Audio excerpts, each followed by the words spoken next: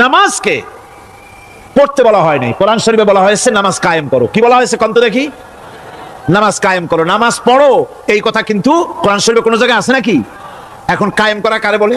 একটা গুরুত্বপূর্ণ আরেকটি বিষয়, নামাজ কায়েম করতে বলা হয়েছে। কায়েম কি? কায়েমটা হচ্ছে দৃষ্টান্ত স্বরূপ বলা যায় যে জিনিসটা সমাজে প্রতিষ্ঠিত আছে ওইটারে বলে কায়েম হওয়া, আর যেটা প্রতিষ্ঠিত নাই ওটা কায়েম নাই। কায়েম মানে হলো প্রতিষ্ঠিত থাকা। যেমন আমাদের দেশে, আমাদের সমাজে নারী পুরুষ শিশু বৃদ্ধ সকলেই কাপড় পরা, শাড়ি পরা, লুঙ্গি পরা, এই কাপড় পরাটা কায়েম আছে, প্রতিষ্ঠিত আছে না নাই? যার কারণে কাপড় পরা সমাজে কায়েম আছে বলে উলঙ্গ মানুষ সমাজে খুঁজে পাওয়া যায় না, পাগল ছাড়া, ঠিক কিনা? একটা বাচ্চাকেও যদি উলঙ্গ হতে বলেন এখানে 5 বছর 6 বছরের একটা বাচ্চাকেও, সে কিন্তু রাজি হবে না, ঠিক কিনা? যেহেতু কাপড় পরা সমাজে প্রতিষ্ঠিত আছে সেহেতু উলঙ্গ মানুষ পাওয়া যায় না, কাপড় পরাটাই এখানে প্রতিষ্ঠিত। সুতরাং এখন অবস্থাটা এই হয়েছে, কাপড় পরা প্রতিষ্ঠিত আছে বলে কোন উলঙ্গ মানুষ এসে যদি এই মঞ্চে দাঁড়ায় আর বলে আমাকে একটু বক্তৃতা করতে দেন, আপনারা কি করবেন? মঞ্চে তো উঠতেই দিবেন না। উলঙ্গ মানুষ যদি কোনো চাকরি নিতে যায় ইন্টারভিউতে, তাকে লাইনে দাঁড়াইতে দেবে? দেবে না। এমন কি উলঙ্গ হয়ে যদি বাড়িতে প্রবেশ করে তার বউ দূর দূর করে তাড়ায় দেবে, ঠিক কিনা? যেহেতু সমাজের ভিতরে কাপড় প্রতিষ্ঠিত আছে সেই জন্য এই উলঙ্গ মানুষ পাওয়া যায় না। অনুরূপ ভাবে নামাজ যদি প্রতিষ্ঠিত হতো সমাজের ভিতরে তাহলে বেনামাজি খুঁজে পাওয়া যেত না। চাকরি করতে গেলে সেখানে নামাজ মানদণ্ড হয়ে যেত, নামাজ পড়ে কিনা তা দেখে নেওয়া হতো, বেনামাজি লোক পাওয়াই যেত না যদি প্রতিষ্ঠিত থাকতো। প্রথম প্রশ্নই হতো তুমি নামাজ পড়ো কিনা। ইলেকশনে যদি একজন উলঙ্গ মানুষ এসে দাঁড়ায়, ভাইরা এবার আমার বোতল মার্কা বাক্স, উলঙ্গ মানুষ এসে ভোটে দাঁড়াইছে, আপনারা ভোট দিবেন? দিবেন। ওইটা কাপড় প্রতিষ্ঠিত আছে বলে, লুঙ্গি প্রতিষ্ঠিত সমাজে আছে বলে উলঙ্গ মানুষকে আপনি ভোট দিবেন না। নামাজ যদি প্রতিষ্ঠিত থাকতো সমাজে, বেনামাজি মানুষ যদি এসে মঞ্চে দাঁড়ায়া যতই বলতো আমি ক্ষমতায় গেলে এই করব সেই করব, নামাজ প্রতিষ্ঠিত থাকলে পরে বেনামাজিরে কেউ ভোট দিত না। নামাজ যদি প্রতিষ্ঠিত থাকতো তাহলে অফিসের অফিসার তো দূরের কথা, বেনামাজি অফিসের ঝাড়ুদারের চাকরিও তার কিসমতে যুক্ত না যদি নামাজ প্রতিষ্ঠিত থাকতো। এর নাম হলো নামাজ কায়েম হওয়া। নামাজ কায়েম থাকলে এই অবস্থার সৃষ্টি হতো। এই জন্য আল্লাহ পাক বলেছেন নামাজকে কায়েম করতে হবে। নামাজ হবে সব ভালো কাজের মানদণ্ড। সমস্ত ভালো কাজের মানদণ্ড কি? নামাজ। নামাজ আমাদেরকে বড় রকমের শিক্ষা দেয়। কি শিক্ষা দেয়? নামাজ আমাদের শিখায় ঐক্য আর ভ্রাতৃত্ব, ভ্রাতৃত্বের আর ঐক্যের শিক্ষা দেয়। এক নেতার আনুগত্য করা শিখায়। জামাত যত বড় হোক, ইমাম হবে কয়জন? একজন ইমাম হবে। আর এই ইমাম মানে কি? নেতা। ইমাম মানে কি? নেতা। নির্বাচন শিখায় নামাজে। নেতা নির্বাচন কে শিখায়? নামাজ শিখায়। বোঝেন খুব ভালো করে। কিভাবে? মনে করুন চট্টগ্রাম শাহী মসজিদে ইমাম প্রয়োজন। এখন সেই ইমাম নেওয়ার জন্য ইন্টারভিউ কল করা হলো, বিজ্ঞাপন দেওয়া হলো পত্রিকায়। অনেক আলেম আসলেন, ইন্টারভিউ বোর্ডে যারা বসলেন তারা ইন্টারভিউটা কিভাবে নেবেন? যার মাথার চুল লম্বা বেশি তার ইমামতি দেওয়া হবে, যার লুঙ্গিটা পায়ের গিরার তলে তারে দেওয়া হবে, যার মোষটা মুখের মধ্যে গিয়া ঢুকছে, হাসি দিলে বুঝাই যায় না হাসে না কান্দে, তারে দিবে। দাড়িগুলা কামাইছে তারে দেবে। সিগারেট খায়, বা অবশ্য চট্টগ্রাম আর সিলেটে সিগারেটের ফতোয়া ভিন্ন রকম। বরিশালে আমি যেখানে জন্মগ্রহণ করেছি, আমার এলাকায় কোনো আলেম যদি সিগারেট খায়, মসজিদের ইমাম তো ভালো, মসজিদ ঝাড়ু দিতেও ঢুকতে দেবে না মসজিদে। এটা এই এলাকার এক রকমের কায়দা। আমি এটার ব্যাপারে কথা নাইও বললাম। তো আপনারা খুঁজে দেখবেন সে সিনেমা দেখে নাকি, মিথ্যা কথা বলে নাকি, বউ পর্দায় থাকে নাকি। এগুলি মাইক্রোস্কোপ যন্ত্র দিয়ে ইমামের মাথা থেকে পা পর্যন্ত দেখবেন কিনা কন? আচ্ছা এবার কত দেখি এই ইমাম সাহেব ইমামতি করবে কতজন লোকের? 500, 1000। শাহী মসজিদে ধরেন 5000 লোক হইল। 5000 লোক, 5000 লোকের ইমাম নির্বাচনের সময় পা থেকে শুরু করে মাথা পর্যন্ত দেখেন, এমনকি বউ পর্যন্ত। বৌমনি আনিয়ে দেখেন না পর্দায় থাকে কিনা, এইটা আপনারা দেখেন, ঠিক কিনা? এ খবরটা নেন। 5,000 লোকের একটা ইমাম বানাতে গিয়ে মাইক্রোস্কোপ যন্ত্র দিয়ে দেখেন মোষ কেমন, দাড়ি কেমন, চুল কেমন, পাও কেমন, হাত কেমন, হাতে নখ লম্বা কিনা, দাঁতে ছাতা কিনা, বউ পর্দায় থাকে কিনা, মিথ্যা কথা কয় কিনা, এত দেখেন। আর যখন নির্বাচন আসে তখন 2.5 থেকে 3 লক্ষ মানুষের জন্য একজন এমপি নির্বাচিত হয়। সেই ইমামকে বাছাই করার জন্য নামাজ পড়ে কিনা, জিনাকার কিনা, মদখোর কিনা, সুদখোর কিনা, ঘুষখোর কিনা, বদমাশ কিনা বাছাই করা হয় না।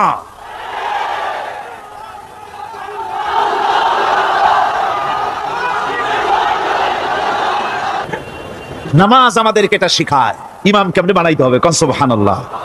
নামাজ ঐক্য শিখায়, নামাজ ভ্রাতৃত্ব শিখায়, নামাজ পারস্পরিক মহব্বত শিখায়, নামাজ নেতা কেমন হওয়া উচিত, নেতা নির্বাচন শিখায়। আবার নেতা ভুল করলে তার ভুল বলা যাবে না, এরকম হতে পারবে না। নামাজের ভিতরে ইমাম যদি ভুল করলে আপনি লোকমা দিবেন, সুবহানাল্লাহ, আল্লাহু আকবার বলবেন। যদি তিনি সংশোধন না হলেন আবার দেন, তাতেও সংশোধন হলো না আবার দেন। 3 বার লোকমা দেওয়ার পর যদি ভুল সংশোধন না করে নামাজ ছেড়ে দেন, ইমামকে বের করে দেন, নতুন ইমাম নিয়োগ করে। যারা ক্ষমতায় যাবে, আপনি রাষ্ট্রের ইমাম যারে বানাবেন, সেই রাষ্ট্রীয় ইমাম যদি জনগণের ইচ্ছার বিরুদ্ধে যদি চলে, 1 বার লোকমান দেন, 2 বার লোকমা দেন, 3 বার দেন, তারপরেও যদি না নামে, ঘর ধরে নামে না। নামাজ আপনাকে নেতা নির্বাচন, নেতাকে প্রতিষ্ঠিত রাখা, নেতার আনুগত্য আপনাকে শেখায়। নামাজ লাইন সোজা করে দাঁড়াতে হবে। লাইন যদি বাঁকা করেন আপনার কলজেটা ওরকম বাঁকা হয়ে যাবে। নাউযুবিল্লাহ। নামাজের কাতারে যার কারণে নামাজের কাতার বাঁকা হবে, পুরা কাতারের জন্য আল্লাহর কাছে ওই লোকটা দায়ী হয়ে যাবে।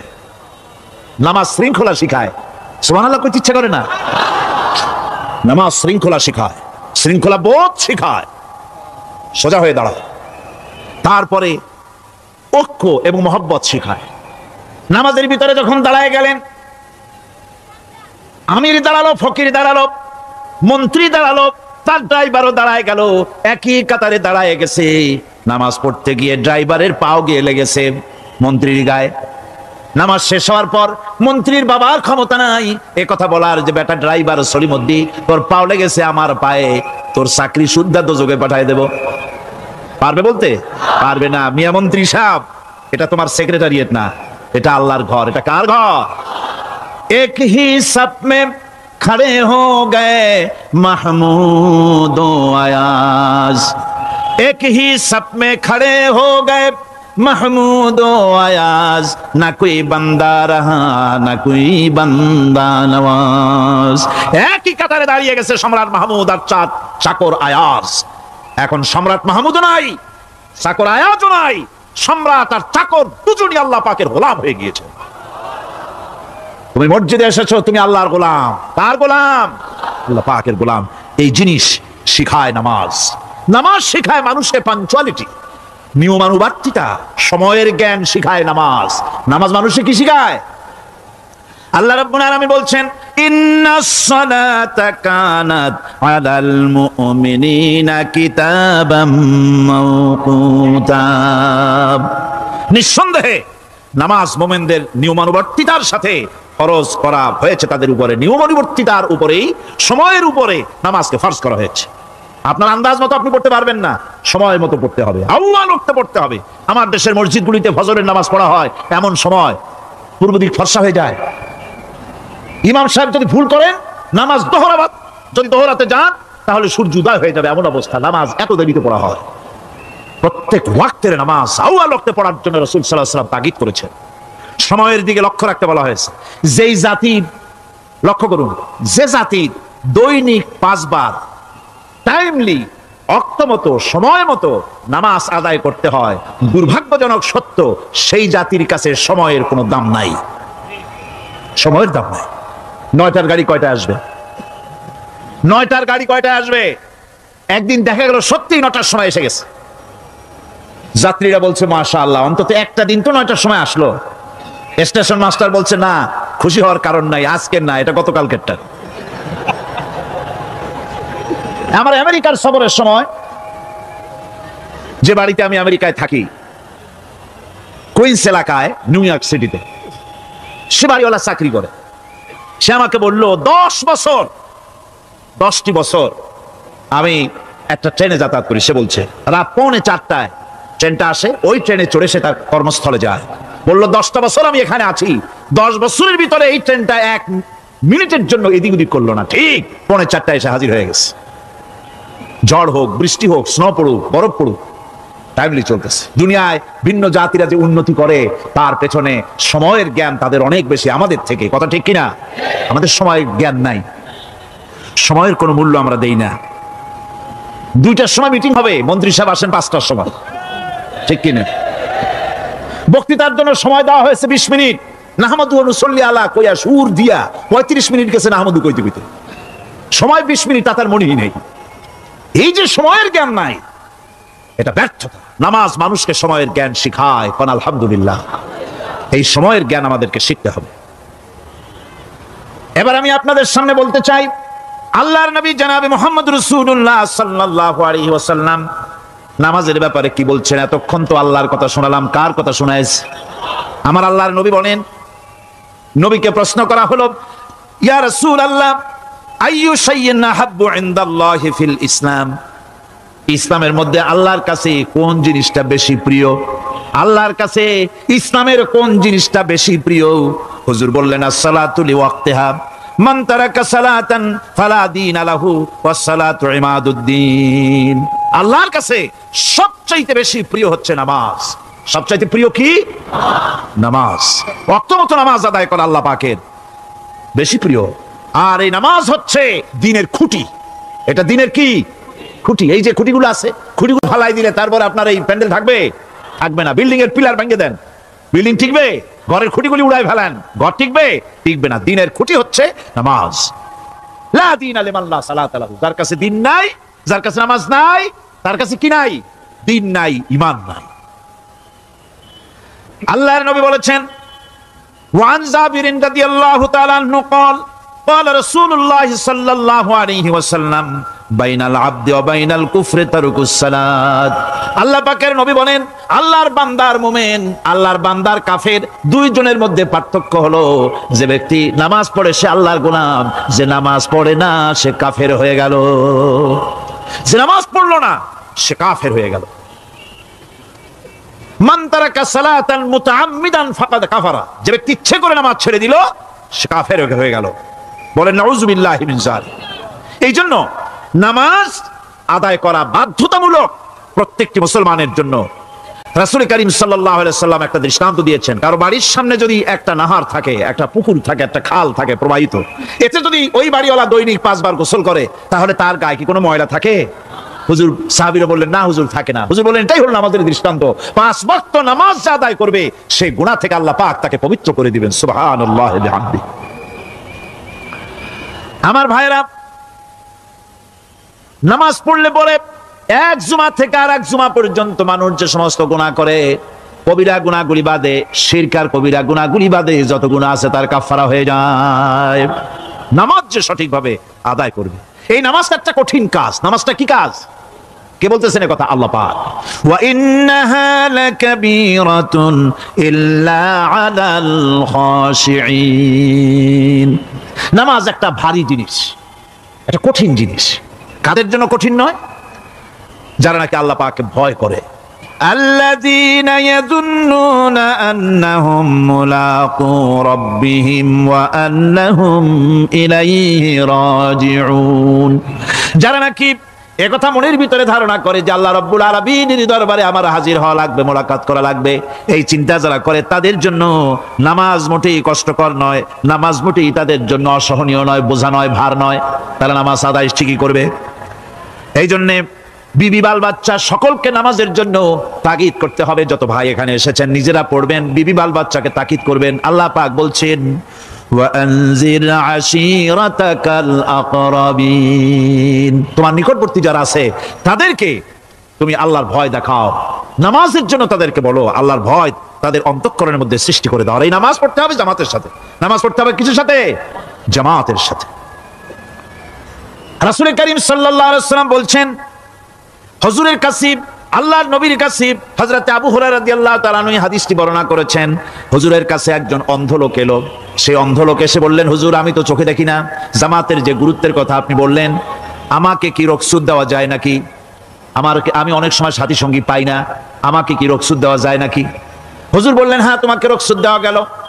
অন্ধ যখন হেঁটে যাচ্ছিলেন, নবীজি তাকে আবার ডাকলেন, ডেকে জিজ্ঞেস করলেন, অন্ধ, নামাজের মসজিদের আজান কি তোমার কানে যায়? বলে, হ্যাঁ আমি আজান শুনি। হুজুর বললেন, আজানের জবাব দিবা, মসজিদে এসে জামাতে নামাজ পড়বা। একজন অন্ধকে রুখসত দেওয়া হয় নাই। মসজিদে আজান শোনার পর ঘরে বসে যদি নামাজ আদায় করেন, নামাজের হক আদায় হবে না। হুজুর সাল্লাল্লাহু আলাইহি ওয়াসাল্লাম বলেছেন, মসজিদে আজান হওয়ার পর যে ব্যক্তি ঘরে বসে নামাজ পড়ে, আমার ইচ্ছা হয় ঘরটা আগুন দিয়ে জ্বালায় দেই। কে বলতেছেন? রাহমাতুল লিল আলামিন বলতেছেন। রাহমাতুল লিল আলামিন বলতেছেন, ঘরের মধ্যে যদি মেয়ে লোক আর বাচ্চারা যদি না থাকতো, তাহলে আমার ইচ্ছা হয় আমি বলি, আগুন দিয়ে ঘরটারে জ্বালায় দাও। এই ঘরের মহব্বতেই তো সে বাইর হয় না। নামাজের এত বড় গুরুত্ব দেওয়া হয়েছে। আমার বন্ধুগণ, এই নামাজের জামাতি আল্লাহর নবী জীবনের শেষ নামাজ জামাতে আদায় করেছেন। জীবনের শেষ নামাজটাও জামাতে আদায় করলেন। তখন তার এমন অবস্থা, এত অসুস্থ, দাঁড়াতে পারেন না, হাঁটতে পারেন না। দুইজন সাহাবীর কাঁধের উপরে ভর করে তারপরে বহু কষ্ট করে মসজিদে গিয়ে নামাজ আদায় করেছেন, খুতবা দিয়েছেন। বললেন, খুতবা দিতে গিয়ে বললেন, আজ থেকে মসজিদে নববীর চতুর্দিকের সকলের দরজা বন্ধ হয়ে যাবে, শুধু আবু বকরের দরজাটা খোলা থাকবে। আল্লাহর নবী বললেন, আল্লাহ রাব্বুল আলামিন এই পৃথিবীতে তার এক বান্দাকে জাগতিক সব সম্পদ দিতে চেয়েছিলেন, কিন্তু সে বান্দা সব জাগতিক সম্পদকে উপেক্ষা করে মাবুদের সঙ্গে দেখা করা বেশি জরুরি, বেশি পছন্দ মনে করেছেন। এতটুকুন কথা নবীজি বললেন, কেউ কিছু বুঝলো না। হযরতে আবু বকর রাদিয়াল্লাহু তাআলা আনহু হুজুরের এই কথা শুনে কাঁদতে কাঁদতে তিনি অস্থির হয়ে যাচ্ছেন। সাহাবীরা চিন্তা করলেন, হুজুর কান্না কার কথা বলেছেন, তাতে কান্নার কি আছে? বয়োবৃদ্ধ, জ্ঞান বৃদ্ধ হযরতে আবু বকর রাদিয়াল্লাহু তাআলা আনহু বুঝতে পেরেছেন, এই পৃথিবীর সব সম্পদ তো আল্লাহ হুজুরকেই দিতে চেয়েছিলেন। তিনি সমস্ত সম্পদকে উপেক্ষা করে তার মাবুদের সঙ্গে দেখা করার জন্য প্রস্তুতি নিয়েছেন। তার মানে হলো আল্লাহর নবীর বিদায় হয়ে যাবেন, আমরা নবী থেকে এতিম হয়ে যাব। নবীজি ঘরের মধ্যে প্রবেশ করলেন, প্রচন্ড জ্বর এলো। এই প্রচন্ড জ্বর নিয়ে তিনি শুয়ে আছেন, কখনো বেহুশ কখনো হুশ। এর মধ্যে সারাজান হয়ে গেল। সাহাবীরা বহুক্ষণ অপেক্ষা করে হযরত আবু বকরের ইমামতিতে নামাজ শুরু করলেন। হুজুরের হুশ এলো, প্রশ্ন করলেন, আয়েশা রে, এখন কোন সময়? হযরত আয়েশা বলেন, ইয়া রাসূলুল্লাহি, মসজিদে নববীতে নামাজ শুরু হয়ে গেছে। সাহাবীরা অনেকক্ষণ অপেক্ষা করে আমার বাবার ইমামতিতে নামাজ পড়তেছে সবাই, কিন্তু সাহাবীরা কেঁদে কেঁদে নামাজের মধ্যেই কাঁদতে কাঁদতে অস্থির হয়ে যাচ্ছে। তাদের মনের ধারণা হয়েছে নবীজির পেছনে নামাজ পড়ার কিসমত থেকে তারা মাহরুম হয়ে গেল। নবীজি বলেন, আয়েশা দরজা খুলে দাও আর আমার মাথাটা একটু উঁচু করে ধরো, আমি একটু নামাজের দৃশ্যটা দেখি। দরজা খুলে দেওয়া হলো, নবীজির মাথা উঁচু করে ধরা হলো। নামাজের জামাতের দৃশ্য দেখে নবীজি আবার শুয়ে পড়লেন। হযরত মা আয়েশা লক্ষ্য করে দেখেন নবীজির দুই চোখের কোণা দিয়া পানি পড়তেছে। মা আয়েশা জিজ্ঞেস করেন, ইয়া রাসূলুল্লাহ, হে নামাজের দৃশ্য দেখে চোখে কেন পানি এলো? হুজুর বলেন, আয়েশা রে, এটা কোনো দুঃখের পানি নয়, এটা তৃপ্তির পানি। এই যে জামাত নামাজ পড়তেছে লোকেরা, এই জামাত কায়েমের জন্য তায়েফের ময়দানে অনেক রক্ত আমার ঝরেছে। উহুদের ময়দানে দামদার মুবারক শহীদ হয়েছে, সাহাবায়ে কেরাম জীবন দিয়েছে। এই যে জামাত আমি দেখতে পেলাম, ভবিষ্যতের একটা ছবি যেন চোখে ধরা পড়লো। আমার মনে হলো কিয়ামত পর্যন্ত এই পৃথিবীতে আমার যত উম্মত আসবে তারা এইভাবে করে জামাতে নামাজ আদায় করবে। নবীজি মাথার কাছে মালাকুল মউত যখন এসে গেছেন, আমার ভাইরা, এই পৃথিবীতে যত নবীরা এসেছিলেন, মৃত্যুর সময় সমস্ত নবীরা শেষ কথা যেটা বলেছেন, হাদিস, সমস্ত নবীরা উম্মতের জন্য মৃত্যুর মুহূর্তে শেষ কথা যেটা বলেছেন সেটা হলো আসসালাত, আসসালাত, নামাজ, নামাজ। আমার নবী যখন বিদায় হয়ে যান, বিদায় মুহূর্তে মেয়ের কথা বললেন না, কলিজার টুকরা নাতির কথা বললেন না, জামাইয়ের কথা বললেন না, স্ত্রীর কথা বললেন না, মৃত্যুর সময় শেষ কথা বললেন আসসালাত, আসসালাত ওয়া মা মালাকাত আইমানুকুম, নামাজ, নামাজ, আমার উম্মতেরা নামাজ, আমার উম্মতেরা নামাজ ছেড়ে দিও না, নামাজ।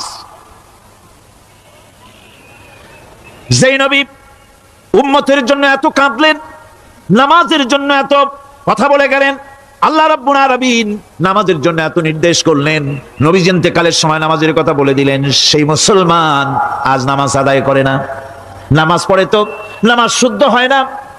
হযরতে হুযায়ফা রাদিয়াল্লাহু তাআলা আনহু তিনি একবার ইয়েমেন সফর করেছিলেন, এক মসজিদে নামাজ পড়লেন। একজনকে তিনি নামাজ পড়তে দেখলেন, নামাজ পড়তে দেখে তিনি অপেক্ষা করলেন। লোকটার নামাজ হয়ে যাওয়ার পর তিনি প্রশ্ন করলেন, আল্লাহর বান্দা, তুমি কতদিন এরকমের নামাজ পড়তেছো? তিনি বললেন, প্রায় 40 বছর তো হবে আমি এরকম নামাজ পড়তেছি। হযরতে হুযায়ফা বলেন, তুমি কি আমারে চেনো? কয়, না, চিনি না। হযরত হুযায়ফা বললেন, আল্লাহর বান্দা শোনো, আমি হচ্ছি আল্লাহর নবী মুহাম্মদুর রাসূলুল্লাহ সাল্লাল্লাহু আলাইহি ওয়াসাল্লামের সাহাবী হুযায়ফা। ও আল্লাহর বান্দা, তুমি যেভাবে নামাজ পড়েছো এই রকম যদি 40 বছর নামাজ পড়ে থাকো, আল্লাহর কসম করে বলি, নবীজি যে নামাজ শিখাইছেন তোমার সে নামাজ হয় নাই। রাসূলুল্লাহ নামাজ হয় নাই, নামাজ পড়লেই হবে না। রাসূলুল্লাহ বলেছেন, সাল্লু কামা রাআইতুমুনি উসাল্লি, নামাজ পড়ো সেইভাবে যেভাবে আমারে পড়তে রাখো। বিশ্বাস করুন ভাইরা, নামাজ যদি না হয়, হরতাল করিয়া, মিছিল করিয়া, বিক্ষোভ করিয়া, যে কোনো আন্দোলন করে ইসলামকে বিজয়ী করা যাবে না যতক্ষণ পর্যন্ত নামাজ সহি না হবে। নামাজ হচ্ছে ফাউন্ডেশন, নামাজ নাই কিচ্ছু নাই। ঠুকঠাক করে 2টা সেজদা দিয়ে উঠে যাবেন, আপনার ইসলামী আন্দোলনের 4 পয়সার দাম নাই। নামাজ আগে, জিহাদের ময়দানেও নামাজ, যেখানে আছেন ওখানেই নামাজ পড়তে হবে। আর তা পড়তে হবে আদবের সাথে, মুহাব্বতের সাথে। আপনারা বিরক্ত হচ্ছেন না তো? নামাজ, নামাজ, এই নামাজ হচ্ছে মুসলমানদের সবচেয়ে বড় জিনিস। নামাজ হয় না, নামাজ যত পড়া হয় অধিকাংশ নামাজ হয় না। নামাজের ভিতরে তাদিল আর কাম, তাদিল করা ওয়াজিব। যতক্ষণ দাঁড়িয়ে থাকবেন, রুকুতে থাকবেন, যতক্ষণ দাঁড়ায় থাকবেন ততক্ষণ অন্তত 1 তাসবিহ পরিমাণ তো বটেই। যদি তা না হয়, রুকুত থেকে দাঁড়ালেন, সেজদায় চলে গেলেন, ওয়াজিব তরক হলো। সো সেজদা দিলেন না, নামাজ ফাসিদ হয়ে গেল, নষ্ট হয়ে গেল নামাজ। এটা পাগলামি না, নামাজ সহিভাবে আদায় করতে হবে। নামাজ থেকে দাঁড়াবেন, রুকুত থেকে দাঁড়ায় গেলেন, বলবেন রব্বানা লাকাল হামদ, রব্বানা লাকাল হামদ হামদান কাসীরান তাইয়িবান মুবারাকান ফিহি। একজন সাহাবী এই দোয়াটা পড়ছিলেন। নামাজ শেষ করে আল্লাহর নবী প্রশ্ন করলেন, নামাজের ভিতরে অতিরিক্ত এই কথাগুলি কে বলেছো? সাহাবী ভয় পেয়ে গেলেন। ভয় ভয় তিনি বললেন, হুজুর আমি বলেছি। হুজুর বললেন, তুমি জানো না আমি নবী, তুমি নবী না, আমি যা দেখি তুমি দেখতে পাও না। তুমি যখন এই দোয়াটা পড়তেছিলে আমি লক্ষ্য করেছিলাম আল্লাহর রহমতের ফেরেশতারা প্রতিযোগিতা করতেছিল তোমার আমল নামায় কে কত বেশি নেকি লিখবে। রুকুতে দাঁড়ায়া এটা পড়বেন, সেজদায় চলে যাবেন, 2 সেজদার মাঝখানে ততক্ষণ বসে থাকবেন যতক্ষণ একটা সেজদার ভিতরে ছিলেন। পড়বেন আল্লাহুম্মা গফিরলি ওয়ারহামনি ওয়াহদিনি ওয়াআফিনি ওয়ারযুকনি। নামাজের মধ্যে দোয়া করতেছে, আল্লাহ আমারে ক্ষমা করে দাও। সব দোয়া সব হুজুরের, আমাকে ক্ষমা করো, আমাকে হেদায়েত দাও, আমাকে সুস্থ করো, আমাকে রহম করো, আমাকে রিজিক দাও। সুবহানাল্লাহ। নামাজের ভিতরে দোয়া কবুলের সময়, নামাজের সেজদার ভিতরে দোয়া কবুল হয়। এইভাবে করে রাসূল করিম সাল্লাল্লাহু আলাইহি ওয়াসাল্লামের নামাজটা কেমন হাক্কানি উলামাদের কাছ থেকে জেনে নেবেন। যেহেতু হুজুর বলেছেন সাল্লু কামা রাআইতুমুনি উসাল্লি, নামাজ পড়ো সেইভাবে যেভাবে আমাকে পড়তে রাখো। নামাজের ভিতরে একাগ্রতা লাগবে, ভালোবাসা লাগবে, ভয় লাগবে, মুহাব্বত লাগবে। পরিপূর্ণ সময় নিয়ে শান্তিপূর্ণভাবে নামাজ পড়তে হবে। আর যত তাড়াহুড়া সব হচ্ছে নামাজের মধ্যে, ঠিক কিনা ভাইরা? রাসূল করিম সাল্লাল্লাহু আলাইহি ওয়াসাল্লামের যে নামাজ, হুজুর যেভাবে নামাজ পড়েছেন হাদিসে যা পাওয়া যায়, হাদিসে বুখারীতে সব আছে, দেখে নেবেন, সেইভাবে নামাজটা আদায় করে নেবেন। কিয়ামতের দিন আল্লাহ রাব্বুল আলামিন সর্বপ্রথম বান্দাকে প্রশ্ন করবেন কি? বুখারী শরীফে এসেছে, আন আবি হুরায়রা রাদিয়াল্লাহু তাআলা قال سمعت رسول الله صلى الله عليه وسلم يقول انما يحاسب به العبد يوم القيامه من عمله صلاته। বুখারী শরীফের হাদিস, আল্লাহ রাব্বুল আলামিনের নবী বলেন, হযরত আবু হুরায়রা হাদিস খানা বর্ণনা করেছেন, তিনি বলেন যে আমি রাসূলের মুখে শুনেছি কিয়ামতের দিন আল্লাহ রাব্বুল আলামিন সর্বপ্রথম তার বান্দার কাছে প্রশ্ন করবেন, বান্দা নামাজ আদায় করেছিলি কিনা?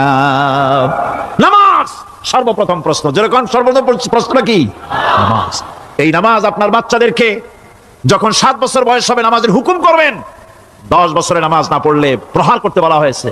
নামাজের জন্য কড়াকড়ি করতে হবে। পুরুষ নারী মেয়েদের মাসের ভিতরে কখনো কখনো তাদের যে সমস্ত মাসলা মাসাইল আছে সেই অনুযায়ী কখনো তাদের ক্ষমা আছে, বাকি তাদের নামাজ পড়তে হবে।